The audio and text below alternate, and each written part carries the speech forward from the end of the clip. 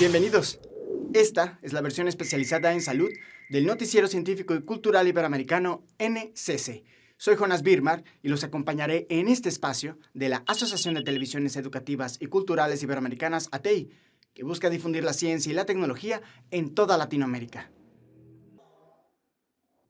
A principios de año, Chile se convirtió en el primer país de América Latina en aplicar una cuarta dosis de inmunizante para reforzar a su población contra la COVID-19.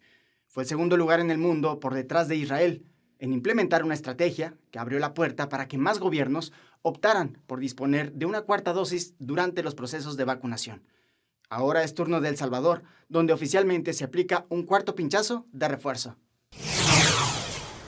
El Salvador habilitó desde este viernes una cuarta dosis de las vacunas contra la enfermedad del nuevo coronavirus para su población mayor de 12 años y extranjeros de paso por el país centroamericano, informó el presidente salvadoreño Nayib Bukele. Bukele detalló que al igual que las demás dosis de las vacunas contra la COVID-19, la cuarta es gratuita y totalmente voluntaria, además de que está disponible para todos los salvadoreños y extranjeros que cumplan los requisitos de edad. Esta cuarta dosis definitivamente nos viene a sumar otra herramienta más al sistema de salud, nos viene a dar más herramientas para poder proteger a la población, y es que ha estado demostrado a través de los diferentes estudios, uno de ellos y el más importante con el cual también ha hecho el análisis países como Israel, está demostrado que una tercera dosis puede alcanzar el mayor efecto de inmunogenicidad, pero como todos sabemos, los anticuerpos ante el SARS-CoV-2 definitivamente logran disminuir en corto tiempo, y es ahí donde hace un buen efecto la cuarta dosis y donde se genera la recomendación para poder proteger. El Salvador ha aplicado a la fecha más de 10,3 millones de dosis de las vacunas contra el nuevo coronavirus, donde 4.262.877 salvadoreños de alrededor de 6,5 millones han completado el esquema con las dos dosis. Un sistema de salud más robusto que a la fecha nos permite pues también dar recomendaciones a la comunidad internacional, y es que también a la fecha pertenecemos ya a la agenda sanitaria global, en la cual de alguna manera pues estos 70 países, incluidos países como Argentina, incluidos países como Chile, están dando sus recomendaciones de las diferentes estrategias implementadas para poder dar esa protección y esa prevención en la agenda sanitaria global y esas recomendaciones tan importantes. En el país centroamericano, más de 1,4 millones de personas han recibido la tercera dosis de refuerzo con alguna de las vacunas que se aplican, además de 30.523 extranjeros con la vacunación gratuita dispuesta por el gobierno en octubre pasado. El Salvador acumuló hasta el jueves 160.942 casos confirmados de la COVID-19 desde el inicio de la pandemia en su territorio y 4.107 decesos por complicaciones derivadas de la enfermedad, de acuerdo con datos oficiales. Con información de la oficina en San Salvador, El Salvador, Noticias Xinhua. China enfrenta su peor brote de COVID-19 desde inicios de la pandemia. Los números de contagio crecen rápidamente, mientras el país intenta nuevas medidas que puedan contener la infección. Una de ellas es la estrategia Cero COVID, lo que ha establecido un confinamiento masivo de millones, que ha ocasionado problemas en la economía y distribución de alimentos. Además, esta medida incluye no hospitalizar infectados, solo aislarlos en lugares específicos. Las personas que enfermen de COVID en China ya no deberán ser hospitalizadas, aunque sí aisladas, en instalaciones especializadas, según las nuevas directrices de la Comisión Nacional de Sanidad del país asiático, que supone un ajuste de su estrategia de control de la pandemia en los últimos rebrotes. La institución anunció anoche que, basándose en un estudio minucioso de las características de transmisión de las cepas Delta y Omicron, solo los contagiados con al menos síntomas medianamente graves tendrán que ir al hospital. China espera así aliviar la presión sobre el sistema hospitalario, que se enfrenta a un rebrote de COVID de una escala inédita desde el registrado en Wuhan a comienzos de 2020, que fue el primero a nivel mundial y dio comienzo a la pandemia. Según la estrategia china de Cero COVID dinámico, todos los infectados y sus contactos cercanos han de tratarse o aislarse en hospitales o centros de cuarentena. Dicha directriz ha supuesto un desafío para las autoridades de provincias que enfrentan a un gran número de pacientes con cuadros leves. Desde el pasado día 1, China ha detectado más de 13.000 nuevos casos de COVID, de los que casi 11.000 se han producido por contagio local. Una cifra baja en comparación con otros países, pero alta en el país asiático, que que aplica todavía una estrategia de tolerancia cero contra la enfermedad causada por el coronavirus SARS-CoV-2. Personas mayores a los 65 años de edad son más vulnerables ante la COVID-19.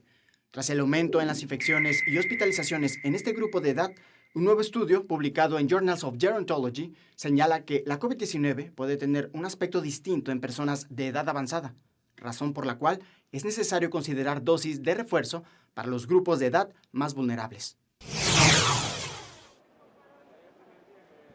Las autoridades sanitarias de la Unión Europea han autorizado la aplicación de una segunda dosis de refuerzo de las vacunas anti-COVID de Moderna y Pfizer para mayores de 80 años. En un comunicado, el Centro Europeo para la Prevención y Control de Enfermedades y la Agencia Europea de Medicamentos destacaron que este grupo de edad tiene un mayor riesgo de desarrollar una forma más grave de COVID-19. Ambos organismos consideraron demasiado pronto para aplicar una cuarta dosis a la población general. Según las agencias de salud, a fines de marzo el 83% de los adultos había recibido un primer ciclo completo de vacunación y el 64% recibió una dosis de refuerzo en la Unión Europea. En tanto, la Organización Panamericana de la Salud informó que 240 millones de personas no fueron inmunizadas contra el COVID-19 en la región de las Américas. Más de 685 millones de personas en la región han completado el esquema de vacunación y 50 países y territorios han comenzado a administrar dosis de refuerzo. Pero la OPS sigue preocupada por el riesgo de nuevas olas y señala que, además de promover la inmunización, los gobiernos deben seguir monitoreando el virus para rastrear la propagación. Según sus datos, se siguen registrando más de 620,000 casos nuevos cada semana y en algunos lugares los contagios vuelven a aumentar, como en Canadá y el Caribe. El alza se produce pocas semanas después de subidas repentinas en Europa y el este de Asia, a medida que se propaga la subvariante de Omicron BA.2, que ya se ha detectado en el 8,7% de las secuencias realizadas en Sudamérica. Argentina presenta su candidato inmunizante contra la COVID-19, con lo que se espera no depender de los sistemas externos de distribución y acceso a las vacunas.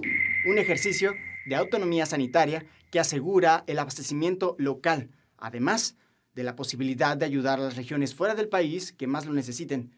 De este modo se presenta la vacuna latinoamericana Arvac Cecilia Grierson, misma que ya empezó su fase de ensayos clínicos. El gobierno argentino anunció el miércoles el comienzo de los ensayos clínicos en personas de una vacuna de producción nacional contra la enfermedad del nuevo coronavirus COVID-19. El ministro de Ciencia, Tecnología e Innovación, Daniel Filmus, y su homóloga de salud, Carla Bizzotti, destacaron en rueda de prensa los avances del candidato vacunal Arvac Cecilia Grierson, autorizado por la Administración Nacional de Medicamentos, Alimentos y Tecnología Médica, ANMAT. La ANMAT, nuestra entidad regulatoria, aprobó la realización de la fase 1 del ensayo clínico de la vacuna Argenvac Cecilia Grierson en un trabajo que lleva mucho tiempo, que requiere mucha articulación y que es parte de esta sinergia que venimos comentando con mucho orgullo por instrucción del presidente de nuestros ministerios de salud, de ciencia y tecnología, de desarrollo productivo. La vacuna Arvac Cecilia Grierson se basa sobre proteínas recombinantes, una tecnología que ya se aplica en las vacunas contra la hepatitis B desde hace más de 20 años. Nosotros pensamos una vacuna que sirva para refuerzo y cambio de variante, es decir, que podamos usarla para refuerzo de las vacunas actuales y ya hicimos, es una vacuna de segunda generación, podríamos decirle, por eso ya este prototipo ya tiene, no es la variante ancestral, sino que es una nueva variante. Entonces, estos resultados, además en la fase 1 donde vamos a ver seguridad, nos van a permitir también ver si podemos desarrollar una vacuna que nos permita, ante necesidades futuras, poder cambiar la variante si hay escape inmunológico. El Ministerio de Ciencia recordó que existen 6 proyectos de vacunas contra la COVID-19 diseñadas en Argentina, 5 de las cuales tienen financiamiento del Estado argentino. La primera en realizar ensayos de fase 1 es la vacuna Arvac Cecilia Grierson, que comenzó su desarrollo en junio de 2020. Con información de la oficina en Buenos Aires, Argentina, Noticia Xinhua. Pese a que en algunos lugares ya no es necesario el uso de mascarillas, y algunas restricciones relacionadas con el coronavirus han terminado, la Organización Mundial de la Salud advierte que la pandemia aún no ha concluido. La ola de contagios en Asia, así como el repunte de casos en Europa, han llevado a la directora de salud en Portugal decidir no bajar la guardia y mantener las medidas de seguridad contra nuevas infecciones. La pandemia no ha acabado. Es la alerta de la directora general de Salud de Portugal, Graça Freitas, que adelanta no habrá un verano relajado en el país. La directora defiende reforzar las medidas de seguridad en vísperas de las fiestas de Pascua, un refuerzo que vecinos como Antonio Santos ven claro. Creo que aún no está controlado. Tal vez cuando lleguemos al verano lo esté. Yo no uso mucho la mascarilla, solo cuando es obligatorio, pero creo que aún es necesario prolongar su uso un poco más. Según Freitas, en la última semana el país ha registrado 60.000 nuevos casos de COVID, cifra que no permite por el momento tirar la mascarilla en espacios cerrados. A la vista de estas cifras, el gobierno prorrogó esta semana y hasta el 22 de abril la declaración de alerta por la COVID-19, el nivel más bajo de respuesta a catástrofes que obliga al uso de mascarilla en espacios interiores y transportes, además de la realización de un test negativo para entrar en residencias y hospitales a quienes no tengan la tercera dosis. Con más de 600.000 muertes y 30 millones de infecciones, Brasil se mantiene a la cabeza como uno de los 3 países más golpeados por la pandemia de coronavirus, junto a Estados Unidos y la India. No obstante, gracias al éxito de las jornadas de vacunación, los contagios y muertes relacionados a la COVID-19 se mantienen a la baja desde mediados de febrero, lo que ha llevado al Ministerio de Salud en Brasil a decretar el fin de la emergencia sanitaria. El ministro de Salud de Brasil, Marcelo Queiroga, explicó que la decisión de poner fin al estado de emergencia sanitaria decretado en 2020 por la COVID-19 se apoya en el escenario epidemiológico equilibrado que existe hoy en el país. El hecho está ahí. Tenemos un escenario epidemiológico equilibrado y la norma precisa es adecuada para que la población brasileña tenga seguridad jurídica y Brasil pueda tener su destino. Queiroga declaró ante la prensa después de que la noche del domingo informó sobre la revocación del decreto dictado en febrero de 2020 que instituyó el estado de emergencia sanitaria, pero subrayó que el virus aún no ha acabado. Es necesario conciliar la lucha contra la enfermedad porque el COVID no ha terminado y no terminará, al menos en un futuro cercano, y necesitamos convivir con esta enfermedad y este virus. Afortunadamente el virus ha perdido su fuerza, su letalidad ha disminuido. Este domingo, Brasil registró 22 decesos por COVID-19, lo cual supuso la cifra más baja desde el 29 de marzo de 2020 y sumó 2.541 nuevas infecciones después de que a inicios de este año había llegado a cerca de los 300.000 casos por día. El Ministerio de Salud, que tiene la prerrogativa legal de establecer la duración de la emergencia de salud pública nacional, entiende con base en las opiniones de las áreas técnicas que ya no estamos viviendo una emergencia de salud pública nacional en Brasil. Queiroga reconoció que la mejora del escenario epidemiológico ha sido consecuencia directa de la respuesta de la sociedad al plan de inmunización y al hecho de que ya el 73% de los 213 millones de brasileños cuentan con la pauta completa de vacunación. Además, garantizó que el programa de inmunización no concluye con el fin de la emergencia sanitaria y que las vacunas que no han sido obligatorias en el país siguen estando a disposición de todos los brasileños que quieran aplicárselas. Aun cuando se estipula el derecho a la salud y la asistencia médica como un derecho universal, un gran porcentaje de personas a lo largo de América Latina no consiguen beneficiarse de una cobertura médica. El acceso a los sistemas de salud pública es en realidad muy limitado para muchas personas. Esto ha provocado una serie de complicaciones para quienes requieren de tratamientos específicos constantes, como el caso de Juan, un paciente con insuficiencia renal en Venezuela. Acceder a atención médica en Venezuela es cada vez más difícil. Casos como el de Juan Villamizar, paciente renal, se repiten una y otra vez en busca de un espacio para realizarse regularmente una diálisis que le permita seguir con vida. Esto es dramático. Realmente estamos esperando a ver si se busca de solucionar esto, acomodar esto, porque, oye, no sé cuántas personas hay que no alcanza con esos centros. Eso no da abasto.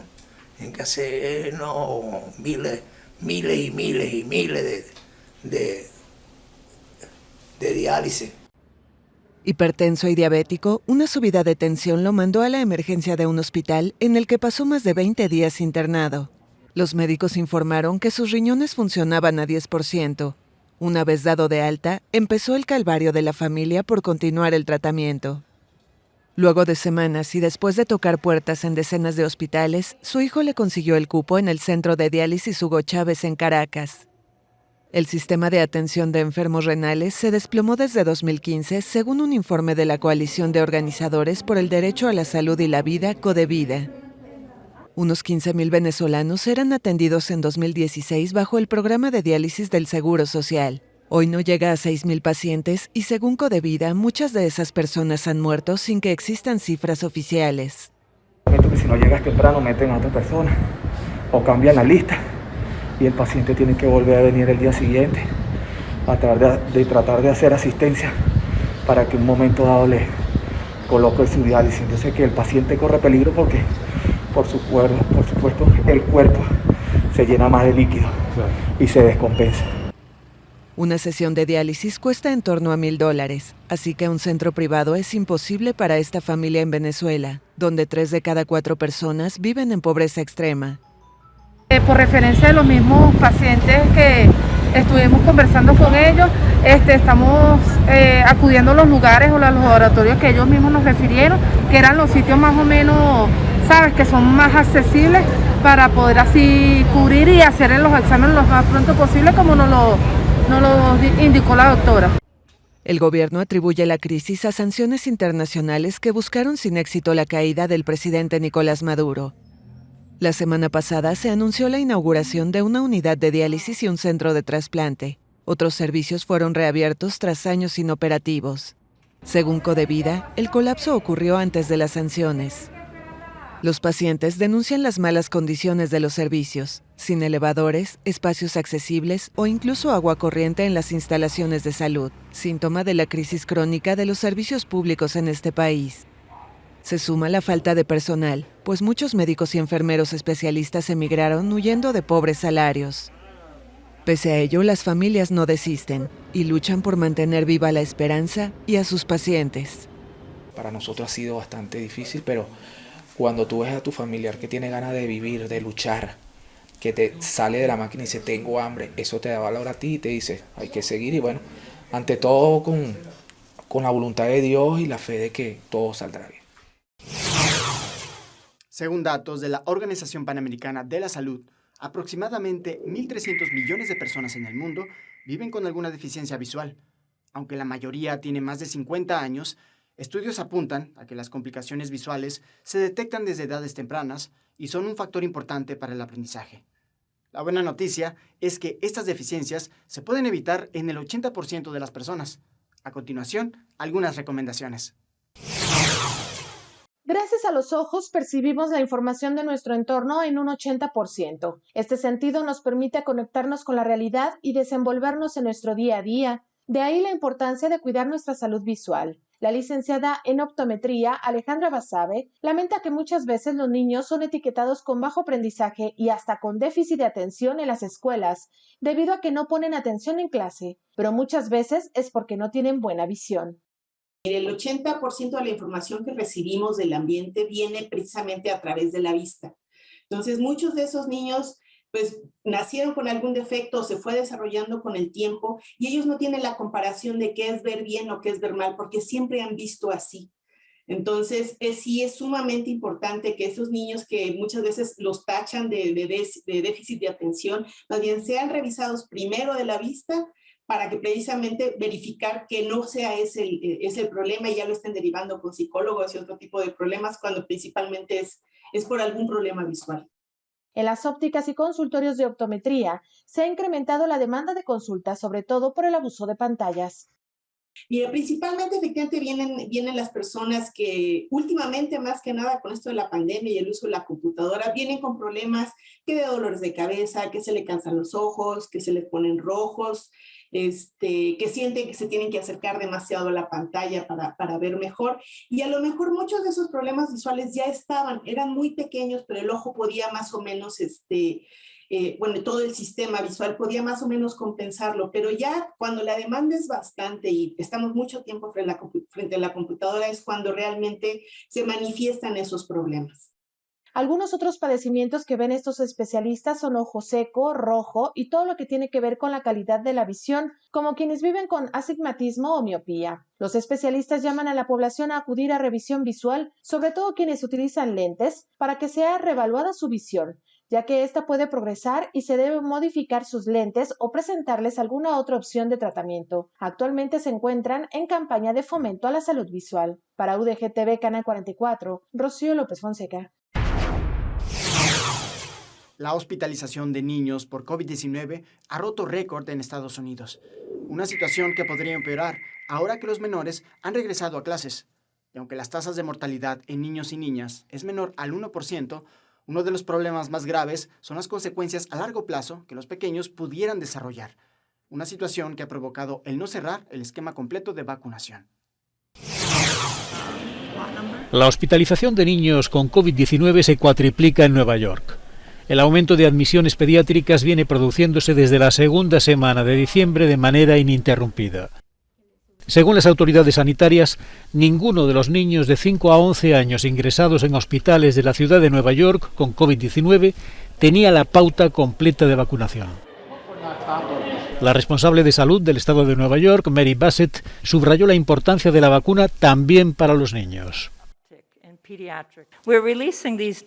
Publicamos estos datos porque queremos que los pediatras estén atentos para hacer el diagnóstico de COVID en los niños y también queremos que los padres estén pendientes del diagnóstico. Mucha gente cree y sigue creyendo que los niños no se infectan de COVID-19. Esto no es verdad. Los niños se contagian y algunos acabarán hospitalizados. La cobertura de inmunización en este grupo, la cobertura de vacunación, sigue siendo demasiado baja. Desde este lunes, los neoyorquinos de 12 años o más tendrán que enseñar el certificado de las 2 dosis de vacuna para entrar en restaurantes, gimnasios o lugares de ocio. Casi 170.000 niños se han infectado de COVID-19 en Estados Unidos. Gracias por acompañarnos en este viaje informativo en el Noticiero Científico y Cultural Iberoamericano NCC, especializado en ciencias médicas y tecnología de la salud. No se pierdan las emisiones especiales de Ciencia, Tecnología y Cultura con Iván Carrillo y Ana Cristina Olvera. Gracias a los socios de ATEI, que a través de sus plataformas hacen posible esta transmisión. También gracias a las agencias informativas AFP, EFE, Notimex, Xinhua, Euronews y Deutsche Welle. Visiten nuestra página noticias ncc.com. Utilicen nuestra aplicación móvil y síganos en nuestras redes sociales. Nos encuentran como NCC Iberoamérica. Soy Jonas Birmar. Cuídense mucho. Nos vemos en la próxima.